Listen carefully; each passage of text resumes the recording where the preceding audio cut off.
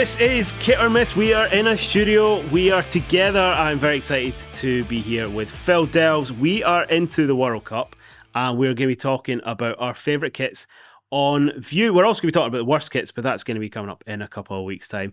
I'm Matt Dick. Thank you for joining us on the visual version of Kit or Miss. Very, very exciting. As I say, we're joined by Phil Delves. Phil, how are you doing? I'm very well, Matt. It's really good to see you in person after a little while and to continue chatting about kits. Yeah, it's nice. We've done so many versions of this online, so actually to be face-to-face across the table is really nice. So on today's episode, we're going to be talking about our favourite episodes from Europe, and we've got our top 5. I've got a couple of honourable mentions snuck in there, but Phil, you're going to kick us off. What is your 5th best kit at this year's World Cup? My 5th best kit from European nations is Portugal's home shirt. This one might fly under the radar a bit. But like a lot of kits we see in the current game, it's got an embossed pattern. I love patterns when they're embossed because they're the kind of patterns where when the light bounces off it, you kind of get different reflections and it, rather than just a simple print, which of course we do see as well. I like an embossed pattern, and that's what we've got here on the Portugal home. Waves across the whole of the shirt, of course, very synonymous with Portugal and their history and everything to do with that. But I think that is enough for me to elevate this one. Home shirts typically are a bit more simple. It's hard to make a home shirt interesting, but I really like this from Puma. Puma, not my favourite manufacturer at the moment, but I do really like this one. I think this is good. Probably would have liked a slightly lighter red. I quite like when Portugal is slightly more of a kind of lighter red, but I'm being extremely picky. I think this is a decent home shirt. I think with Portugal's home shirt, they've never really settled on a colour they go for, do they? They're either really extreme dark or they're quite light. Yeah. And this is probably sort of in the middle of that. But and the waves you mentioned sort of go a little bit under. I was going to say under the current, but that doesn't really fit. I suppose they are a bit more subtle, aren't they? And when you compare it to the away kit that Portugal have got, which is much more in your face, much more cultural. I'm surprised you went for the Portugal home one, but it was because of the embossed pattern, really, you say? Yeah, I think the away, you're right. It's a really good contrast to the home. It's a nice pairing. I think I really like it when you have something for everyone. The home's obviously a bit more simple. But yeah, I think the away, for me, it was more the way the pattern was on the shirt. I think they could have done something different there. But yeah, I like this one as my number 5. Nice. For me, it may not be a surprise, but I'm staying close to my roots. I'm going for the Scotland away kit. I think this is a fantastic kit. I managed to get my hands on it, which is great. It's got some throwbacks to 82, and obviously it's been such a long time since Scotland were in the World Cup. I don't remember them even being there in 98. We mentioned on a previous podcast, 98 is the first sort of World Cup I remember. I don't remember Scotland being there. Obviously you get the stories of the success against Brazil and stuff, but this kit is just really nice. There's been a lot of chat up north about, is it coral, is it iron brew, is it pink, what colour should Scotland be playing in? The amount of Scotland away kits we've had that have been just a bit not like the light blue one with James McFadden's goal was synonymous with him now, but it's not enough of a contrast. The yellows, I've had some minging yellow ones, some really nice yellow ones as well, but this one I think it really stands out as a kit to identify, and I think if they wear it, I think this is a big thing. Like, Scotland might not play that many games, and we're realistic about that. The opportunity to see it might not come about, but if they do well and we do get to see it, I think it could go down as one of the most historic kits in Scottish football heritage. So it's really interesting. I think it's unique, and they've gone a bit brave with it, but I'm a fan of it. When I first saw it, because I didn't realise the whole Adidas had the home badge and the away badge, I thought it was an AI fake because of and I was like, I really like it, and I hope it is true. Yeah. And it's really nice to actually see it. So fan of the pinstripes, fan of the colour. I think it's clean. So it's in at number 5 because I think it's possibly unlikely to be worn, and therefore we might not see it. But I think it's a really, really nice kit. So for me, Scotland away kit is at number 5. It's a really nice pair in Scotland home and away with the cross, the satire on it, the saltire even on the home kit. And I'm glad they haven't buried that into the away kit, but I really like Scotland away. Where are we heading off to for number 4, Phil? Well, staying very close to home, I've gone for England's home. And this one, much like the Portugal shirt I mentioned, it's got an embossed pattern. So if you see pictures, you might think it's just a plain shirt, but I like the pattern in this one. It's got quite a few elements to it. It's kind of a bit of an abstract pattern, but I like the way it's been created. And the other thing to say about this one, a lot of shirts, particularly over kind of recent years, and Nike especially, they've had very odd collars, but I like this collar. It's much more simple. It's essentially a kind of ribbed crew neck with a little insert, a little kind of cut out triangle there, but I like that, and it's nice to see a shirt where the collar again isn't a problem, which has been Nike's issue over recent years. But honestly, for me, this one stands out as one of the better England home shirts, and I think England have actually had some more interesting kits. For many years, they were some of the most boring across all nations. Nike and England have really hit their stride, so I actually think the away shirt is really good. That was a close kind of contender for me. So I've not seen a lot of praise for this one. I think it's largely been dismissed by a lot of people, but I really do think it's one of the better England kits they've had in a while, and I like this one. Even comparing again against some really strong other kits, I actually think I'd take this one as one of my favourites. I wonder if it's not got as much praise because you've got to really look to find the embossed pattern, and the embossed pattern's quite strange. It's I think there's England, there's a lion in there. There's a bit of everything. The embossed pattern's quite unique. Yeah. But you've really got to search for it. Do you think it would have been made a bit better if it wasn't embossed, if it was maybe highlighted a little bit more in a slightly different colour, slightly maybe even silver, just so it stands out just a little bit? Do you think that would have changed it, or do you think having it embossed is actually all right? Yeah, I think in terms of getting that popular vote, if you like, I think you're right. You'd want to have more contrast, and you see it all the time. Every time England kits come out, you see all sorts of concepts from designers, and the ones that tend to get a lot of traction are the ones where you have often a lot of blue and red, like the old Admiral kits. So again, with a bit of that, I think you could have easily played to the crowd, so to speak. This one is a bit more. Again, you said it exactly right. You've got to look closely. But I like that. That's kind of where I tend to go towards, and we're kind of in that era, which is great. I think across the board, across all the teams, there's a lot of kits of this style. Yeah, it's it'll be interesting to see how they do with it, and if actually on the field you actually see the embossed pattern or not, and I think that could change people's perception of it. For me, in our first episode we talked about the best ever kits, and we mentioned Germany 1990, which they've got links to in the home kit. For me, I really like the away kit, so I've put Germany's away kit in at number 4. I think I like the contrast between the two kits, the white and the blue. It's a really nice shade of blue. But what really sets it apart from there's been a lot of blue kits at this year's World Cup, but what really sets it apart is the collar. The sort of almost, it's not two-tone, it's two colours really. The sort of the light bluey green and then the white. I think it just looks really, really smart. The way that the 4 stars are accentuated over the badge in white. But you've got that unique colour. It's a unique colour for the bluey green teal turquoisey sort of. Not even know what shade it is. Sort of shows how unique it is. But the way it's just trickled in through the kit, not over the top, not too minimalistic. I think they've just got the right amount. And it's going to be a nice contrast home away. So I really like this Germany entrant. I think it's really strong, really clean. So for me, Germany's away kit slides into number 4 because it is just a really, really nice kit. Lovely. Where are we heading off to number 3, Phil?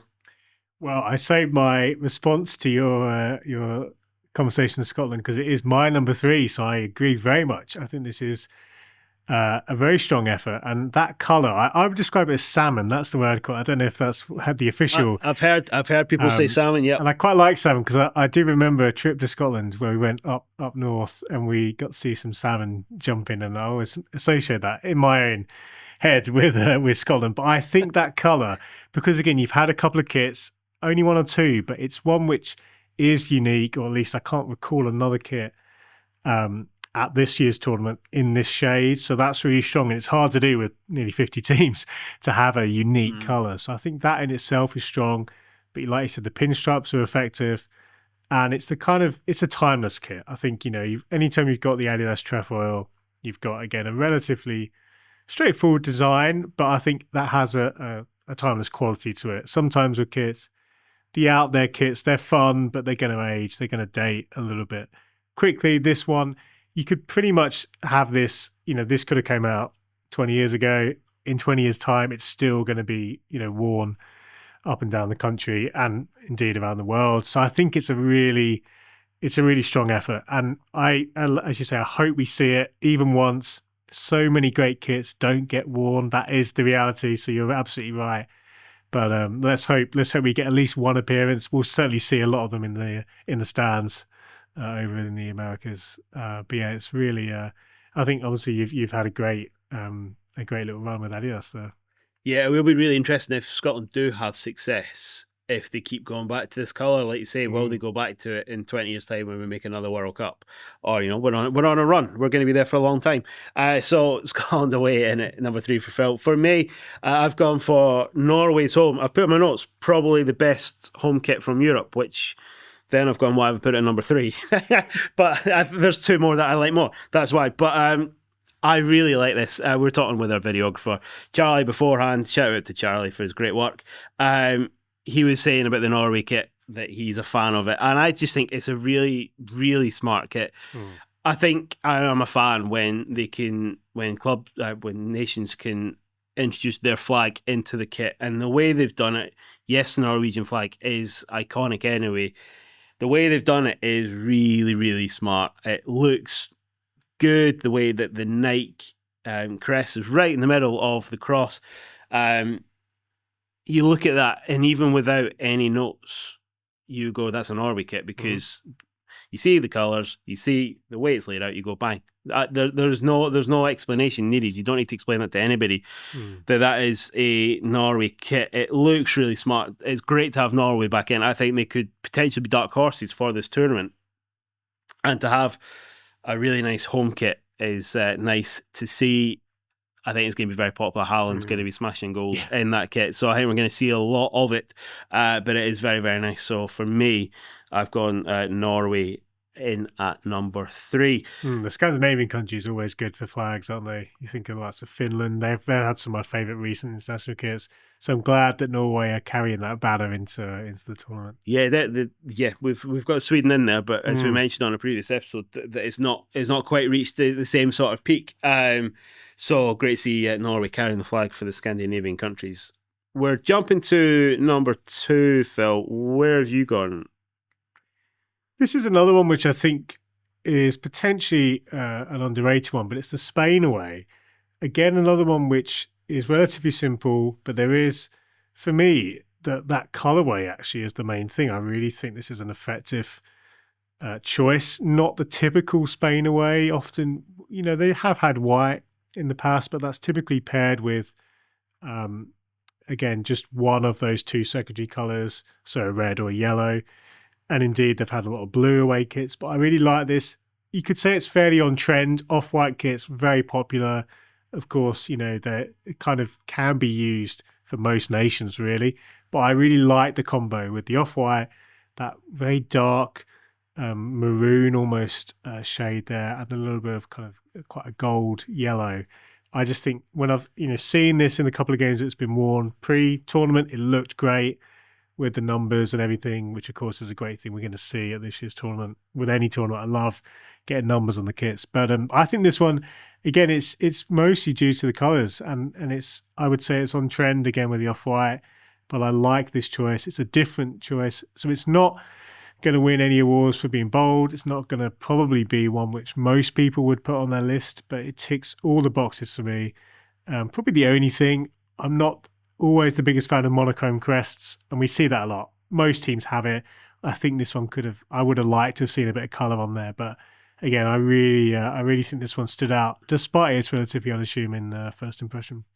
Yeah, I think this is definitely one that's grown on me. I've put it as one of the honourable mentions because when I first saw it, I thought, you think of a Spain kit and you think kits you're going to remember forever. And I don't think it quite gets into that. If they go on a good run and wear it a lot, I think it could. It just looks really, really classy though. So I've definitely like swung between I really like it, I don't, I really like it, I don't. But the more you see it on the field, and depending on Spain's success at the tournament, I think it could go down as a one of their better ones. I think because it is so understated. Yep. The color scheme is very nice, but it's classy, and I think when you think of Spanish football, it is normally classy football you're going to see. So I can see why I put it in at number 2.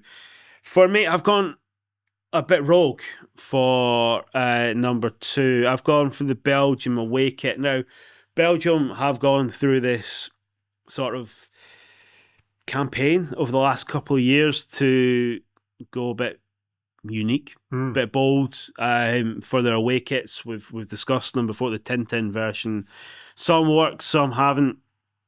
I think initially when you go through all the kits, this one stands out because it's striking.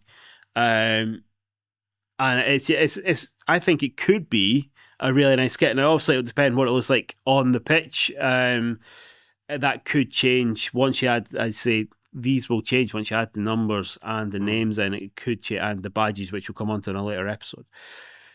But I think initially it looks really, really good. I think the fact that they've gone bold with a black on the collar and the cuffs actually really helps. If they'd gone for a white or maybe a red for Belgium, I think it would have tipped it over the edge of being too much. But it's this sort of bubble design in pink. I haven't seen what the concept they're going for.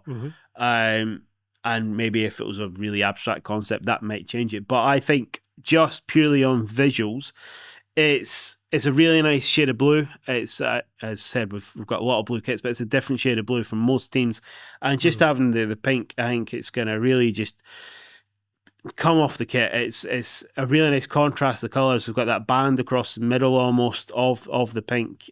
So I think it looks really nice, and it's not going to be one you're going to see. I think this is going to be the only kit you're going to ever see like this. So having it reflected in a rundown of this, I feel it fits. So I've gone for Belgium's away at number 2. Before we get into our top spots, a couple of honourable mentions. We mentioned Spain away that I think is classy. Croatia away, I think that's a really nice, sleek in the blue. Obviously, it's getting harder and harder for Croatia to come up with a unique design with the pattern that they've got, the chessboard sort of pattern. But I think the away kit's really smart. And Bosnia's away was the one that I saw late on. I like how it's the white with the blue sleeve patterns and the thin stripes of blue and yellow going through. I like it, but the fact it didn't make my top 5 was A, sort of late, and I'd already come up with the top 5, and B, it's really close to the home kit, and there's not much of a difference for me. So there are my honourable mentions. Europe's is probably the hardest top 5 to do because there's so many kits to choose from. But what is your top kit of this World Cup from a European perspective? My top European kit is one which I have really enjoyed ever since its release. That's the France away shirt, and it's such a great story, which makes so much sense. It's based on the Eiffel Tower, and of course, we're in America, Canada, and Mexico, but with everything to do with the Statue of Liberty and everything, obviously, with the French connection there. So the color is based on that, but it's not just the base color, which is that kind of wonderful light, kind of tealy, turquoisey. Well, it's kind of the copper shade, but of course the actual crest and the other details like the stars, they're wonderful burnt copper as well, which is a great choice. So it's not just gold, which would be nice, but it's even a little bit of a coppery shade. So it's a wonderful selection of colors, but it's also got on top of that the flags on the cuffs. So you mentioned with Norway, it's lovely to see flag elements, which you don't see a lot, even though it's, quite a good direction, but it really works here as that little bit of trim. And I think it's the full package. It really is. Again, it's an away shirt, which has that identity on top of a good story.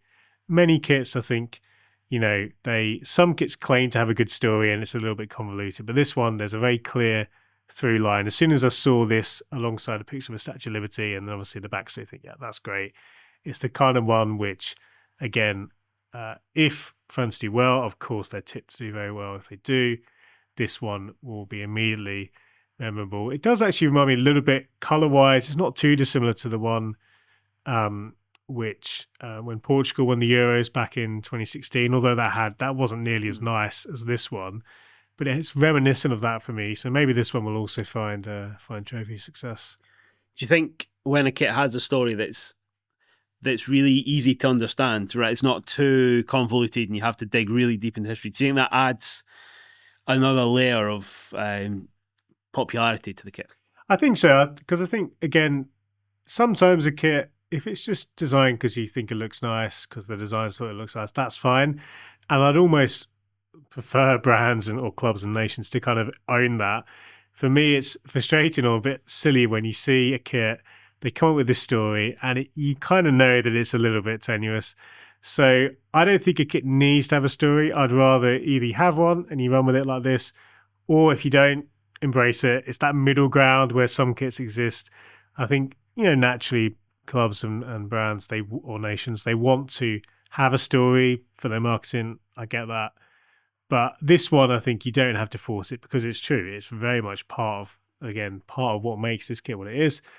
And I think the timing's good, because they could have released this 4 years ago, but the fact that we're going to America and it's a Statue of Liberty kit is just the cherry on top. Yeah, it really does all tie in, and it's my number one as well. I think it's a really, really nice kit. I really like the France home kit, although it's a bit busy. It's got a nice colour, though it's a bit busy. The only downside for me between the two of them is I don't think there's enough for a contrast.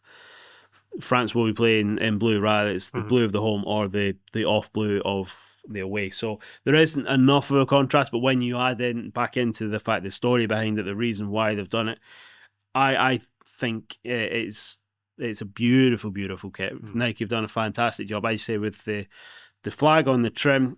I wouldn't be surprised if we see this in the World Cup final, and if France were to win the trophy with it, it would enhance the legacy even more. So I think they've done really, really well. Am I right in thinking Nike are the ones that have got the shoulders that sort of pop up a bit? Do you think that could have an impact on how well it's appreciated? Yeah, I've seen a few kind of hacks online where people have kind of ironed it down or whatever fairly effectively. So I'm guessing a few of the kit rooms will be doing all sorts of stuff, because I think that again has affected perception of Nike kits, and it is a bit of a faux pas, because ultimately these kits go through a lot of testing, so it's surprising that wasn't picked up. But I think you would think there's going to be a few, maybe Nike themselves will send out a few instructions to the to the nations, because it would be a bad look if it happens again at the world's biggest stage. It wouldn't be a good one for them. Yeah, definitely. So France away is both of our number one choices. Phil, can you run down our top five? Yep, so we have Portugal at number 5 for me, followed by England. Scotland's away came up in bronze position. Spain, number 2, and France away in first place. It's going to be the closest that Scotland get to a bronze position, I think. So for me, I've gone Scotland away at number 5, Germany away at number 4, Norway at home kit is at 3, Belgium away is at number 2, and ending on France's away kit as my number 1 choice. So that's our rundown of the best 5 kits in the European Confederation anyway. Really looking forward to seeing some of them throughout the tournament. If you want to get in touch and let us know your favourite kits from the whole of the World Cup, we would love to hear from you. Find us on socials, Kit or Miss Pod, or drop us an email, kitormiss@gmail.com. Phil, thanks for joining me. We're going to be diving into the Asian kits as well as the ones from Oceania next week, so do join us for that. We're back next Thursday. Phil, thanks very much. Thank you.